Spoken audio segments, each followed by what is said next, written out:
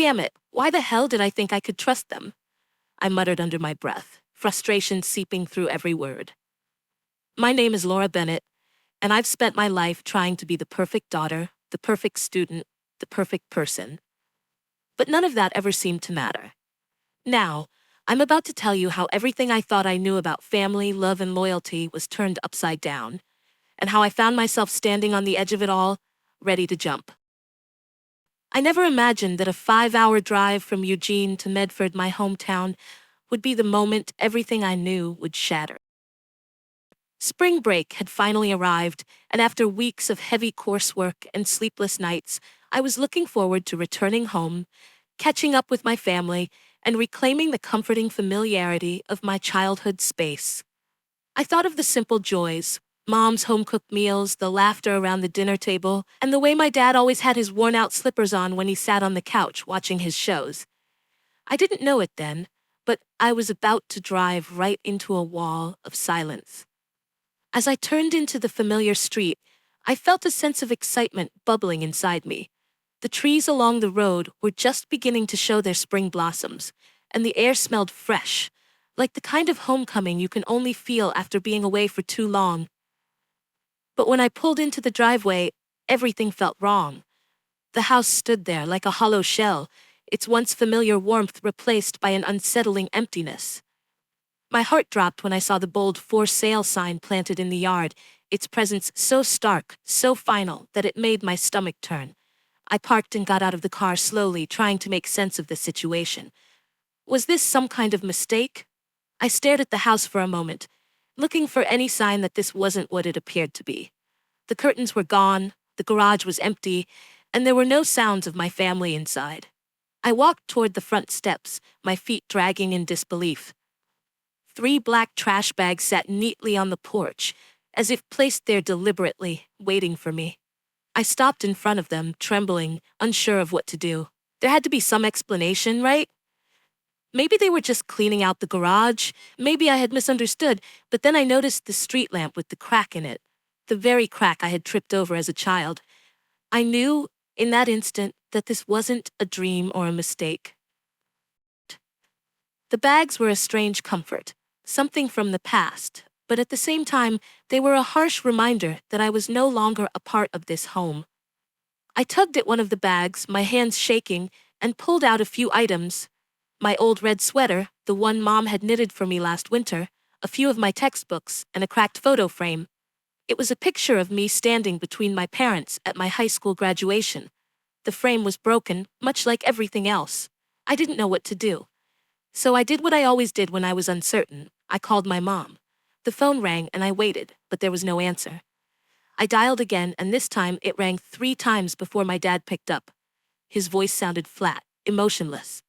"Dad, I'm standing in front of the house. Where is everything? What's going on?" I asked, my words stumbling over each other in a panic. He sighed on the other end, his voice almost distant. "We moved. Don't make a big deal out of it. Figure it out yourself." "Wait, what? You moved? Without telling me?" I was struggling to process his words, my chest tightening with a sense of betrayal. "You're an adult now, Laura. Handle it. I'll talk to you later." The call ended abruptly, the click of the phone hanging up louder than any words he could have said. I stared at the screen, my mind reeling. Was this really happening? What had just happened? He had hung up. Just like that. I tried calling my mom again, but the line went straight to voicemail. I called my sister, then my brother, and still there was only silence. The unanswered calls felt like an echo of the emptiness around me. I stood frozen on the porch, the evening light dimming, the wind swirling through the bare branches of the tree we used to decorate every Christmas. The weight of the silence pressed down on me. I couldn't cry. Not yet. It was like my emotions hadn't caught up to the reality of the situation. Did they ever really consider me part of the family? Was I just someone who didn't fit into their plans anymore? I stared out at the house, the place where I had grown up, and for the first time, it felt like it wasn't mine. The silence was crushing. I stood there in front of the house I once called home, staring at the 3 black trash bags that felt more like symbols of my displacement than remnants of my life. My heart thudded in my chest, loud and heavy, as I stood paralyzed on the porch. It was like everything around me had been frozen in time, except for me. I was the only thing that seemed to have moved, shifted, and now I had no place to go back to. I tugged at the remaining bag, trying to pull my thoughts together. Inside there were small, familiar items, my favorite red sweater, a few textbooks I'd left behind, and a broken photo frame. I ran my fingers over the cracked glass, the image of my high school graduation staring back at me. In that moment, I couldn't help but feel like a ghost of my past, haunting a house that no longer wanted me. I tried calling my parents again. I needed to hear their voices. I needed someone to tell me what the hell was going on. But when my mother's phone went straight to voicemail, it was like my world shifted again. What kind of family did I have that no one would even answer? The silence felt intentional, like they were pushing me away without ever having to say a word. "Dad, where are you? Where is everyone?" My voice cracked, and for the first time I could feel the cold of this new reality creeping up my spine. I dialed again, hoping for some kind of explanation, but when my father answered, it was like he was reading from a script, disconnected, emotionless. "We moved. Don't make a big deal out of it. Figure it out yourself." His words were blunt, cold. No apology, no explanation. Just that, a command, a dismissal. And then the call ended. The click of the phone hanging in the air louder than any other sound I'd heard all day. I stood there, in shock, holding the phone to my ear for what felt like an eternity. This couldn't be real. My parents didn't just move without telling me. They couldn't have. We were a family, weren't we? Did they not care enough to tell me? Did they really think I wouldn't notice? I tried calling them again, my hands trembling with frustration. The phone went straight to voicemail again. I tried my sister, my brother. Nothing. It was as if they had all disappeared, leaving me alone with nothing but empty promises and unanswered questions. The wind blew through the branches of the tree in the yard, the one my sister and I used to decorate every Christmas. I could almost hear her laughter, the way she would always hang the last ornament at the very top, claiming it was the most important spot. Now the tree was bare, just like everything else. I had no idea what I was supposed to do with this new version of my life. What had happened to the family I thought I knew? Tears began to sting my eyes, but I couldn't cry. Not yet. I felt too numb, too lost. It was like my body hadn't caught up to the shock in my mind. How could they do this to me? How could they just leave me behind without any explanation, without any warning? Did they ever really care about me at all? I thought I was the safe one, the one they could rely on, the one who stayed behind while everyone else had their problems. But now, it felt like I was the one who had been discarded, the one who didn't matter. Was this all just some cruel joke I didn't understand? I sank down onto the porch steps, the weight of everything pressing down on me. My eyes burned, but I still couldn't cry. I couldn't make sense of any of it. I looked at the empty house, the 3 trash bags, and the cracked photo frame. I didn't belong here anymore. I wasn't sure I had ever belonged. The evening light began to fade, and the sky overhead turned a deep, muted orange. The world around me felt colder, emptier, like everything I knew had been erased in an instant. And as the sun dipped below the horizon, I realized something deep in my chest. If they had chosen to erase me from their lives, maybe I should do the same. Not out of anger, but because it was clear that I didn't fit into the version of this family they had chosen. Maybe, just maybe, it was time for me to move forward. I stood up slowly, wiped the cold sweat from my palms, and walked back to my car. There was nothing left for me here. Not anymore. The only thing I had now was myself. And perhaps that was enough. The drive away from the house felt like a journey to nowhere. The road stretched on before me, winding through familiar landscapes that I no longer recognized. My hands gripped the steering wheel so tightly that my knuckles turned white, but I couldn't seem to steady my mind. The events of the past few hours kept replaying over and over, each moment more surreal than the last. I stayed the night at a roadside motel. The room was small, with faded wallpaper and the faint smell of stale air. The bed creaked every time I shifted, the thin blanket feeling like ice against my skin. I lay there for what felt like hours, staring at the ceiling, but my mind was far from calm. What had just happened?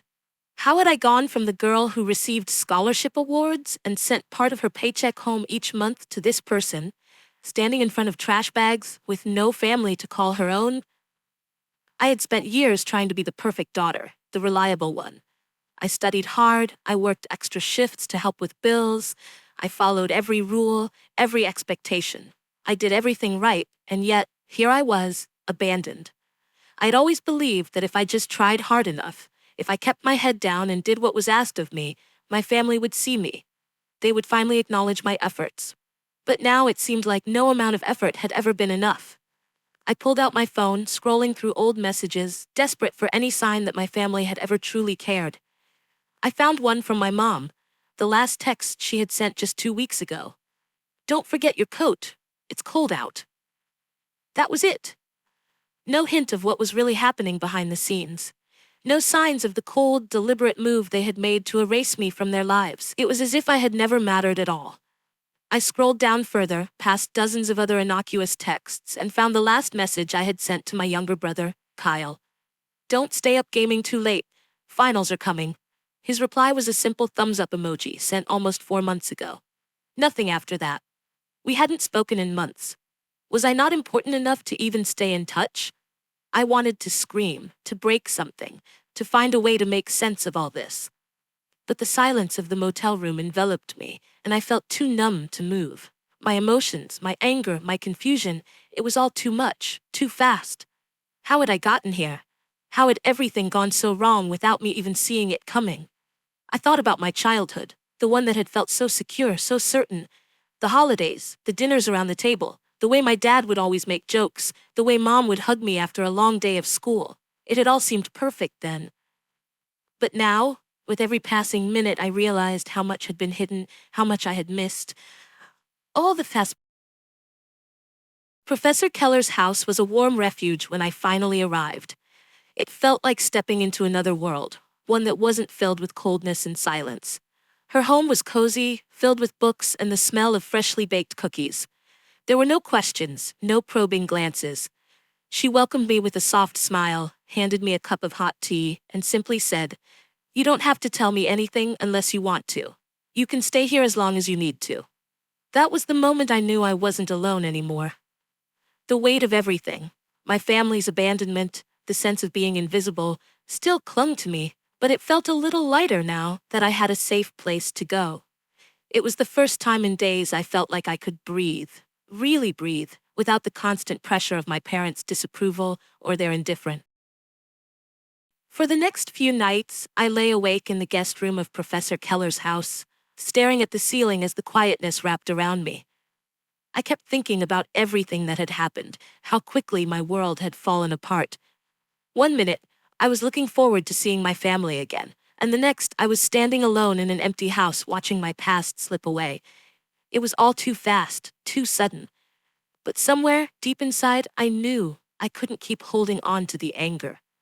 It wasn't helping me. It wasn't bringing me any closer to understanding why they had chosen to leave me behind. I remembered something my professor had said to me once in class. Sometimes, your biggest strength comes from your ability to let go. Let go.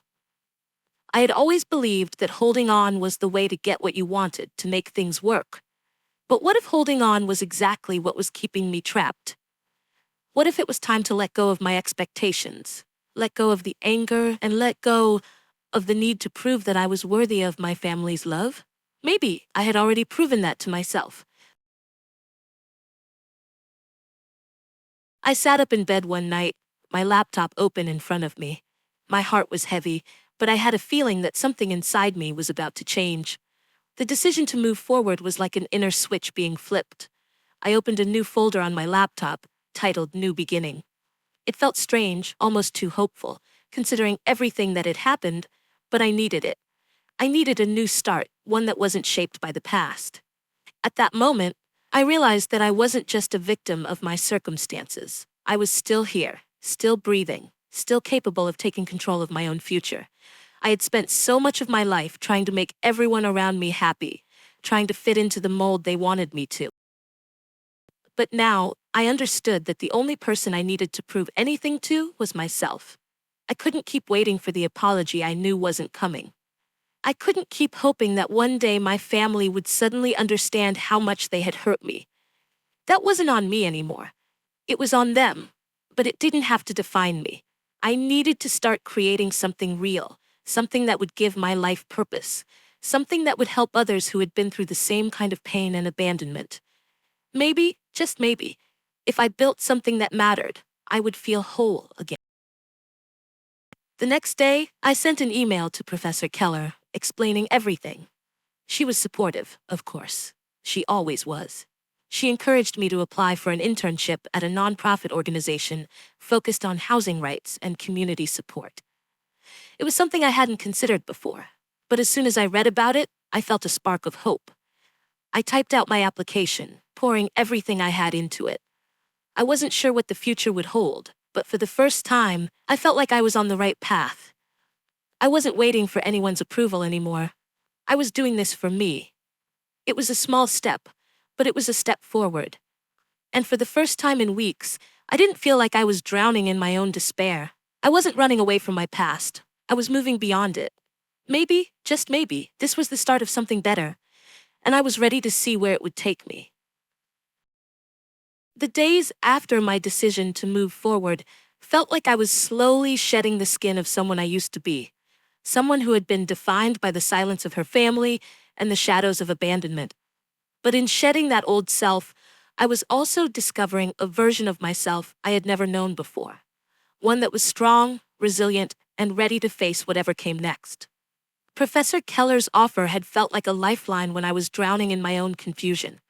Her home had been my refuge. But now it felt like it was time to step out of that comfort and truly begin the work of healing.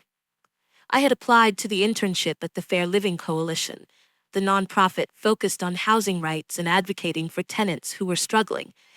It was something that struck me deeply, more than I had expected. After all, I had just been thrown out of my own home, without explanation, without warning. There was a strange kind of justice in trying to help others avoid the same fate.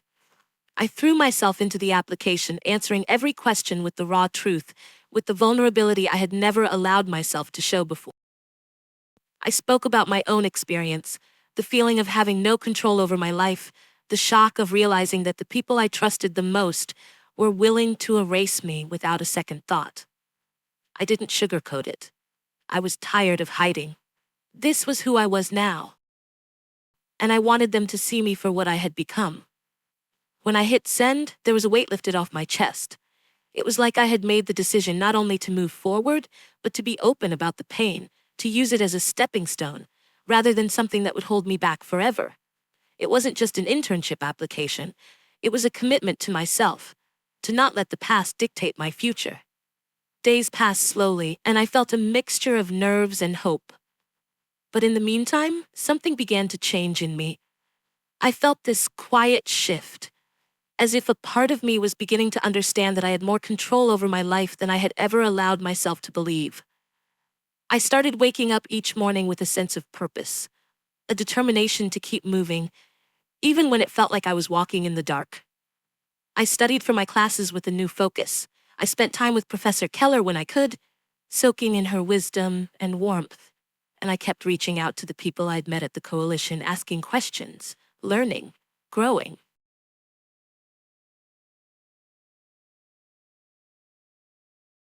And then one afternoon I got the email. The subject line read, Fair Living Coalition Internship, Interview Invitation.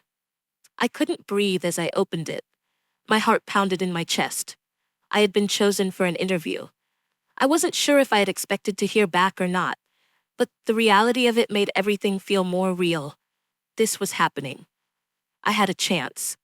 A real chance to take what had happened to me and turn it into something bigger, something that would help others, something that would make my pain mean something. The interview was set for the following week. I spent the next few days preparing, but it wasn't just about the facts. It wasn't just about what I knew or how well I could speak.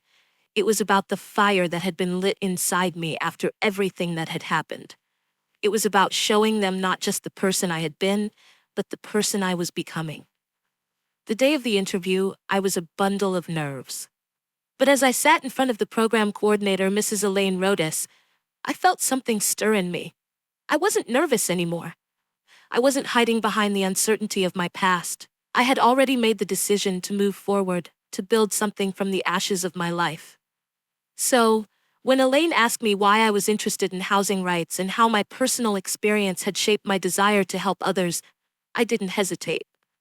I told her the truth. I know what it feels like to be left behind, to be erased. I don't want anyone else to feel that way. I want to help people who are struggling, who are facing the same things I did. I want to make sure no one has to fight alone when they're facing something as devastating as eviction or losing their home. Her eyes softened as I spoke, and for the first time in a long time, I felt seen. Not as a victim, not as someone who had been abandoned, but as someone with a purpose, a voice. A week later, I got the news. I had been accepted into the internship program. The feeling was overwhelming. My heart raced, and I felt the tears sting my eyes, but this time they weren't born from pain. They were born from something else. A sense of accomplishment, of being on the path to something bigger than myself, something that could help people who had been forgotten, people like me. As I packed my things, preparing to start my internship, I knew I was on the brink of something new. I wasn't sure what the future would hold, but I knew that this was the moment I had been waiting for. I was no longer just the girl who had been thrown out of her home. I was someone who had found a new purpose. I had learned that my story, no matter how painful, could be the catalyst for change. And that knowledge, that sense of power, was something no one could ever take away from me. The internship at the Fair Living Coalition was everything I had hoped it would be and more. I quickly dove into the work, attending meetings, helping with case files, and learning about the intricacies of housing rights, eviction laws, and the challenges tenants faced every day. It felt like I was finally doing something meaningful, something that not only helped others, but also helped me make sense of everything that had happened in my own life. I couldn't change the past, but I could shape my future, and the future of those who had no voice when it came to housing. The more I worked, the more I heard stories that mirrored my own. The pain, the fear, the feeling of being powerless in a system that didn't care. A mother forced to live in her car with 3 children after her landlord refused to fix the mold in their apartment. A student who was evicted without warning after missing a rent payment because her wages were garnished. A family who faced constant harassment from a landlord who would not fix anything and used their financial insecurity to manipulate them into accepting unfair terms. These stories, these faces, started to haunt me. I began to realize something. If I had been in their shoes, if I had been thrown out of my home without warning, without support, what would I have done? Where would I have turned for help? My own experience of being erased, of being abandoned, had given me a unique perspective, one that many others didn't have. And that's when the idea for Haven Link was born. It started out as just a thought, a simple idea scribbled down on a sticky note one evening as I sat at my desk. What if there was a place for students, low-income families, and workers facing housing issues? A place where they could find answers quickly, get legal support, and feel like they were heard. I couldn't stop thinking about it. The idea took root, and soon it wasn't just a thought on a sticky note. It was something I felt I had to do. Haven Link wouldn't just be an organization that provided legal aid. It would be a safe space for people to turn to when they had nowhere else to go. A place where they wouldn't be judged. A place where they would be treated with the respect they deserved. I knew it wouldn't be easy. I had no experience running an organization, and the challenges were massive. But I also knew that I couldn't just sit on the sidelines. I had been abandoned, yes, but I had survived, and now I wanted to help others survive too. I shared the idea with Elaine, my mentor at the coalition, and her response was everything I needed to hear. Don't just make it a paper, she said. Make it real. Those words stuck with me. She didn't just give me advice. She gave me permission to dream bigger than I had ever dared to. Elaine connected me with a community lawyer who helped me understand the logistics of setting up a program like Haven Link. I learned about funding, how to structure the program, and the steps needed to get legal aid and resources to those who needed them most. I also reached out to a few classmates who shared similar passions, asking for help with creating a website and a logo. It was incredible how quickly the pieces began to fall into place. Then, something incredible happened. I received an email from the university about a fellowship for social impact projects. The program, the Community Impact Fellowship, offered a $25,000 grant to fund initiatives that made a meaningful difference in the community. I knew right away that Haven Link had to apply. This was my chance to make it real, to take the idea from my mind and transform it into something tangible. I worked tirelessly to prepare the application. Every day I wrote, edited, and refined the project proposal. It wasn't just about the money, it was about the impact. I believed in what I was building, and I needed to show the world that Haven Link could make a difference. This wasn't just about me anymore. It was about everyone who had ever been overlooked, everyone who had been left behind.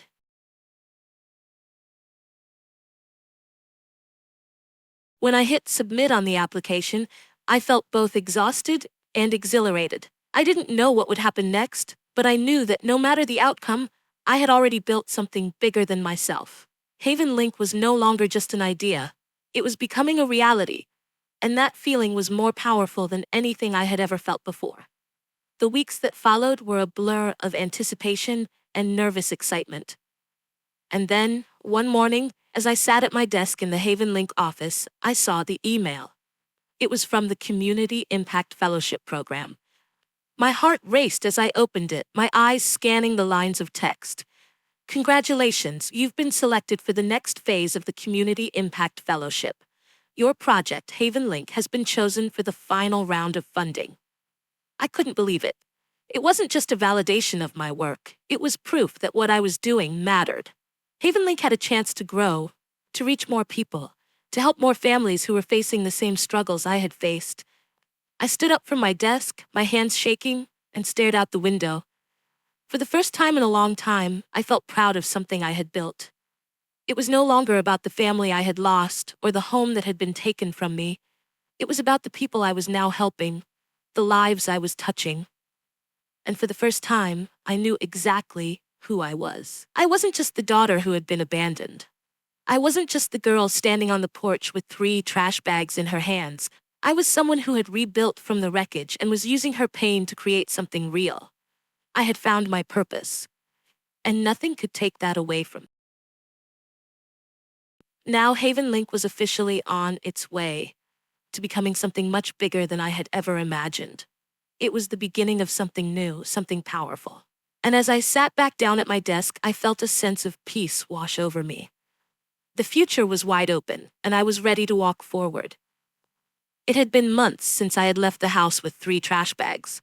In that time, I had built something for myself, something that was slowly growing into a lifeline for others.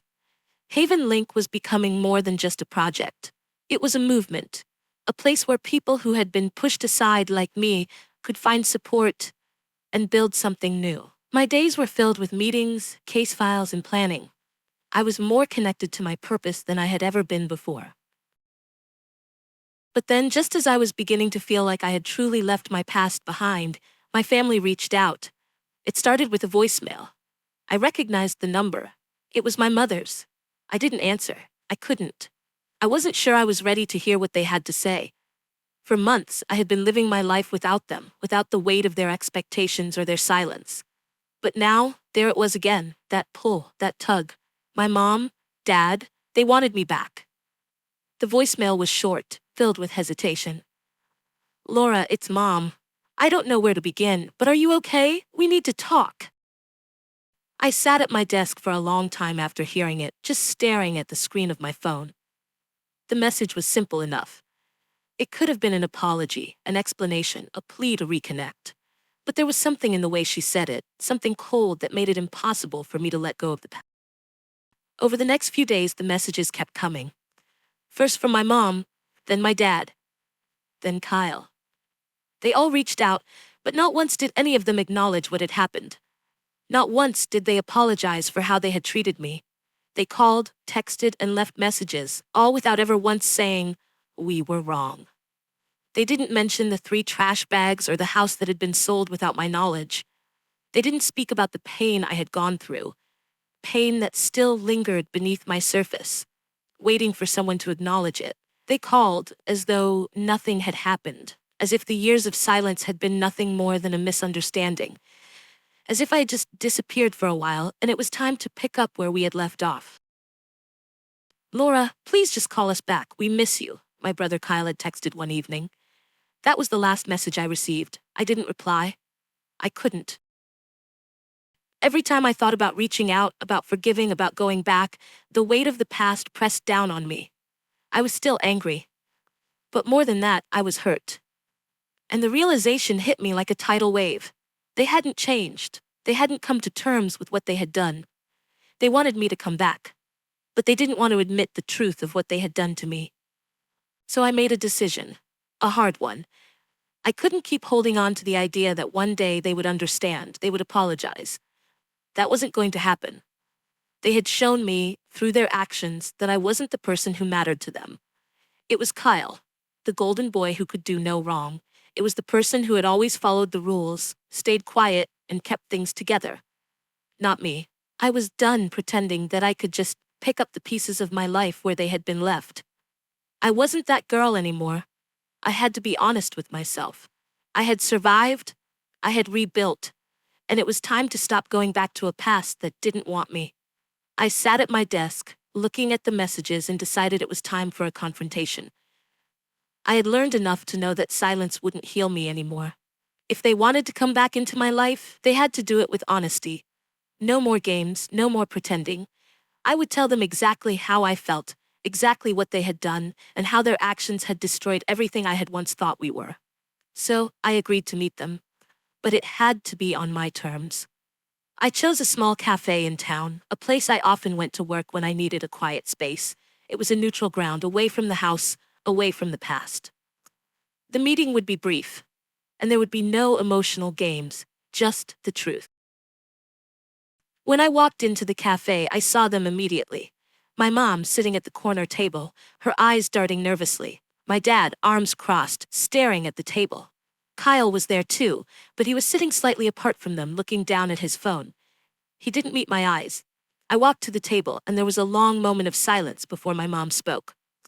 "Thank you for meeting us," she said, her voice thin and shaky, as though she wasn't sure if I would even sit down. I didn't respond right away. I just sat down, maintaining my distance.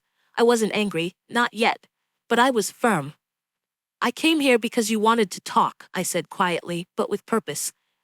"But before we say anything else, let's get one thing clear. I won't let you rewrite what happened. You left me behind. You abandoned me. You sold the house, threw my things in trash bags, and never looked back. You didn't even have the decency to tell me why. So, before we start talking about the past, I need you to understand something. I don't need closure from you. I already have it. I don't need apologies. What I need is for you to understand the hurt you caused me." There was a heavy silence. My mom's eyes filled with tears, but she didn't speak. My dad's jaw tightened, and Kyle, finally looking up, just stared at me, his face a mask of uncertainty. I turned to Kyle. "You were the only one who reached out to me. Thank you for that. But I need you to understand that this isn't about sides, this is about respect. I don't need you to choose between me and them, but I do need you to live your truth. The way you always stayed silent, always followed orders, that's not enough anymore. It's time to speak up. You're not a kid anymore, Kyle. It's time to be real." My voice cracked just a little, but I didn't look away. Not this time. Finally, my father spoke. "We were panicked," he said, his voice rough. "The house was being foreclosed. We had debts we couldn't manage. Everything was falling apart. We didn't know how to tell you." His words hung in the air, and I didn't know if I was supposed to feel something. Sympathy, perhaps? But I didn't. "You should have told me," I replied. "But what you did was hide. You lied. You made a choice, and I was the one who got left behind. I didn't deserve that, and I won't forget it." The conversation ended shortly after that. No apologies, no resolution, only the heavy weight of truth in the air. I left the cafe feeling lighter. Not because they had understood me, but because I had finally said everything I needed to say. I was done holding on to a past that had broken me. I had moved on, and they hadn't even noticed. But I didn't need their validation anymore. I had finally learned to stand on my own. The weeks after the meeting with my family were strangely peaceful. Not because everything had been resolved, I didn't expect it to be, but because I had done something I had never done before. I had set boundaries. I had spoken my truth. And while they might not have understood or accepted it, I felt a deep sense of clarity I hadn't felt in a long time. I wasn't carrying the weight of unspoken words or unmet expectations anymore. Haven Link was growing. It was becoming something bigger than I had ever imagined. The $25,000 grant from the Community Impact Fellowship had given us the funding to build out a digital platform and expand our reach to students and families in need. We had volunteers from the university and law school, and our first pro bono legal clinic was already scheduled for the next month. The work was hard, but it was fulfilling in ways I had never experienced. Each case I worked on, each person I helped, felt like a small piece of the puzzle coming together, proving that this work, this purpose was what I was meant to do. Despite all the progress, there were moments when I found myself reflecting on everything I had left behind. My family, the home that was no longer mine, the life that felt like it had been ripped away in an instant. But I had also realized something important during those long, late-night reflections. I had created something new. Haven Link wasn't just a project, it was the safe space I had never had. It was the family I had built for myself, one case at a time. The faces of the people we helped, the messages of gratitude, the relief I saw in their eyes. It was everything I had ever needed, even though I hadn't known it before. One day, while I was finalizing a legal document for a tenant who had just received a settlement, I received a phone call that stopped me in my tracks. It was from Kyle. I hadn't heard from him in months, not since the meeting at the cafe. His message was simple but unexpected. "Can we meet? I know this isn't easy, but I think I'm starting to understand. I need to talk to you." For a moment, I hesitated. I didn't know if I was ready to open that door again. I had walked away from them for a reason. But as I read his words, I felt something stir in me. A part of me had been waiting for this.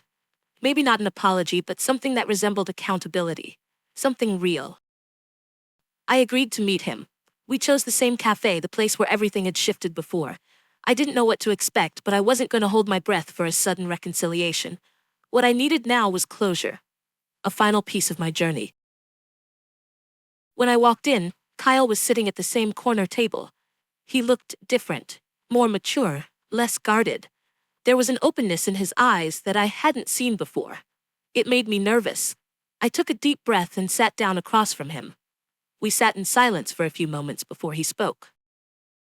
"I don't know where to begin," Kyle said quietly, his voice steady but filled with something I couldn't quite place. "I've spent a lot of time thinking about what happened, and I get it now. I get why you left.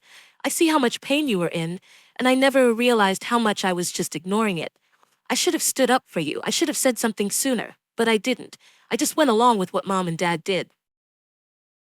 His words hit me harder than I expected. For the first time, he wasn't just apologizing out of obligation. He was taking responsibility, acknowledging his role in what had happened. And that in itself felt like a kind of healing. "Kyle," I said, my voice soft but firm, "I don't need you to apologize. I need you to understand. I needed you to see me not as the quiet one, not as the one who was always there, but as someone who deserved respect and love too." Kyle nodded, his eyes brimming with sincerity. "I see that now," he said, "and I'm sorry it took me so long. I don't know how I can make up for it, but I want to try. I know I don't deserve your forgiveness, but I'm asking for it anyway." I didn't respond immediately. Instead, I just looked at him, trying to gauge if this moment was genuine or if it was just more words to ease his conscience. But in his eyes, I saw something that gave me the courage to let go of the anger I had been holding on to. "I don't need forgiveness from you, Kyle," I said, finally. "What I need is for you to live differently. Live honestly. Stand up for yourself, for what's right. And if you ever need me, I'm here. But I won't go back to the way things were. I can't." There was another pause, but this time it felt peaceful. It wasn't about forgiving or forgetting, it was about moving forward. We weren't the same people we had been before, and that was okay. "I understand," Kyle said quietly. "I'll make it right, Laura, I promise." After a few more words, we parted ways. I walked out of the cafe feeling lighter than I had in months. Not because everything was fixed, but because I had finally allowed myself to move forward without holding on to the past anymore. I had done what I needed to do. I had said what I needed to say. And that was enough. As I returned to my work at Haven Link, I knew that the journey wasn't over yet. There were still many people to help, many more stories to be heard, but I was no longer burdened by the weight of my family's absence. I had created a new family, a community of people who saw me, who valued me, and who stood with me. And that, I realized, was the family I had always been searching for. The road ahead was still uncertain, but I was ready to keep moving forward, no matter where it would take me. Because sometimes, the family you build along the way is the one that matters the most.